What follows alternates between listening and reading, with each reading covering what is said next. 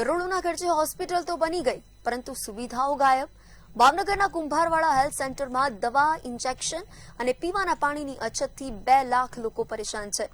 અધિકારીઓ social media પર વ્યસ્ત છે, ત્યારે જુઓ હોસ્પિટલની બદહાલ સ્થિતિનો આ ખાસ રિપોર્ટ. ભાવનગર મહાનગરપાલિકાના આરોગ્ય વિભાગની ઘોર બેદરકારી સામે આવી છે. કુંભારવાડામાં કરોડોના ખર્ચે બનેલું અર્બન હેલ્થ સેન્ટર માત્ર શોભાના ગાંઠિયા સમાન બન્યું છે. ગરીબ દર્દીઓને મફત સારવારના બોર્ડ તો લગાવાયા, પરંતુ અંદર દવા, બોટલ કે સામાન્ય ધનુરના ઇન્જેક્શનનો પણ ભારે અભાવ છે. ગાયનેક વિભાગમાં કોઈ તબીબ નથી. ગરીબોએ બહારથી મોંઘી દવા ખરીદવી પડી છે. આંગળીમાં વાગ્યું હોવાથી હું આરોગ્ય કેન્દ્રમાં તાત્કાલિક સારવાર લેવા માટે આવ્યો હતો. ત્યારે સ્થળ પરના ડોક્ટરે ધનુરનું ઇન્જેક્શન માટે બહારનું પ્રિસ્ક્રિપ્શન લખી આપ્યું હતું, પણ અમારી પાસે હાજરમાં અવેલેબલ નથી, તમે બહારથી મંગાવીને અમે તમને મારી નાખશું. એટલે સાંજે 6 વાગે હું ઇન્જેક્શન લઈને અહીં આવ્યો અને ઇન્જેક્શન અપાવ્યું હતું.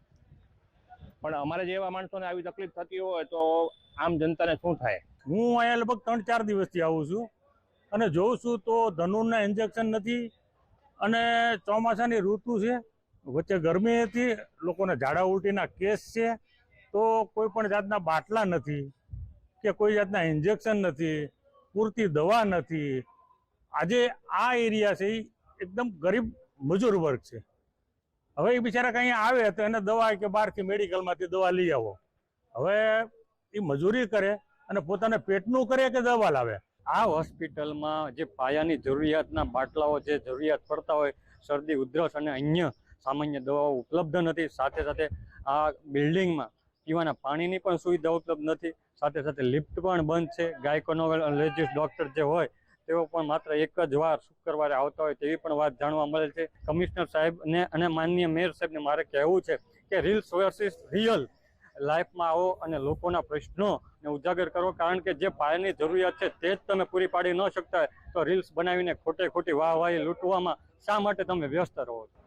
દવાઓ બાબત એવું છે કે આપણે ગુજરાત સરકાર પાસે ઇન્ડિયન કરીને દવાઓ મગાવવાની હોય છે, જે આપણે દર વર્ષે એના સમય અનુસાર મગાવી લઈએ છીએ અને ત્યારબાદ પણ તેને આવવા વગેરેમાં કંઈ જો વિલંબ થયો હોય તો આપણે લોકલ લેવલે પણ બનતો પ્રયત્ન કરી અને દવાઓ જેટલી ઉપલબ્ધ કરાવી શકીએ એ બધી કરાવીએ છીએ. અને હાલ પણ જે 1-2 દવાઓ વિશેની વાત છે તે અવેલેબલ ન હતી તો એના પણ પત્રો વડી કચેરીએ કરી અને પ્રયત્ન શરૂ છે અને તાત્કાલિક સારવાર માટે અન્ય સેન્ટરેથી જરૂરી જે દવાઓ ઉપલબ્ધ હતી તે પણ મંગાવવામાં આવેલ છે.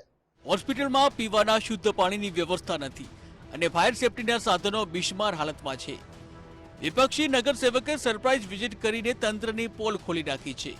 આરોપ છે કે અધિકારીઓ રીલ્સ બનાવવામાં વ્યસ્ત છે અને 2 લાખ જનતા સુવિધા માટે ત્રસ્ત છે.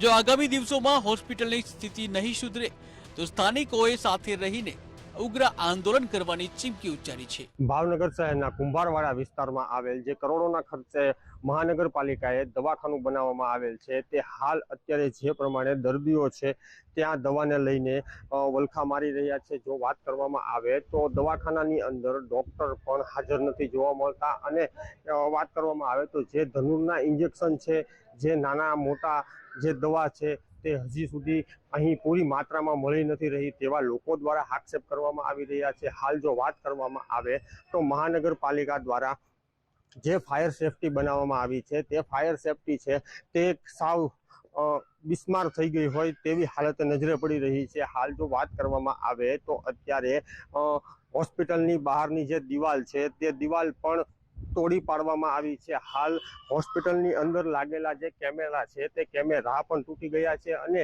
બાજુમાં જે આવેલ છે તે સ્ટ્રીટ લાઇટો છે તે સ્ટ્રીટ લાઇટો પણ તૂટી ગઈ છે.